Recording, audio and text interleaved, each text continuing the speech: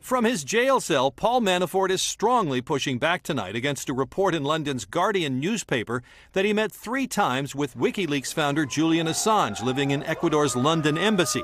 The paper, citing unnamed sources, says they met in 2013 and 2015 while Manafort was helping the pro-Russian government of Ukraine, and again in March 2016, the month the Trump campaign chose him to manage the Republican convention. The Guardian says it has no idea what the 2 men talked about. Assange's lawyer says, quote, no such meetings happened, total fabrication, and Manafort calls the story totally false and deliberately libelous. Quote, I have never met Julian Assange or anyone connected to him. Robert Mueller has said Russian government officials used WikiLeaks to spread emails stolen from the Clinton campaign. Manafort is in more legal trouble tonight, accused by Mueller of failing to cooperate as promised when he pleaded guilty to charges stemming from his Ukraine lobbying. Prosecutors said he's been lying to the FBI on a variety of subject matters.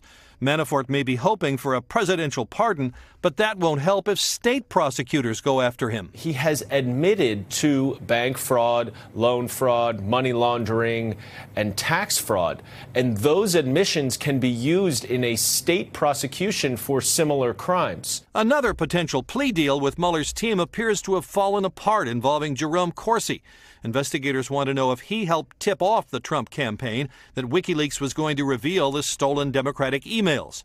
Corsi says he told the truth when he denied doing it. If I'm being forced by the Justice Department to lie, stay out of prison, I won't do it. I refuse. I will not lie.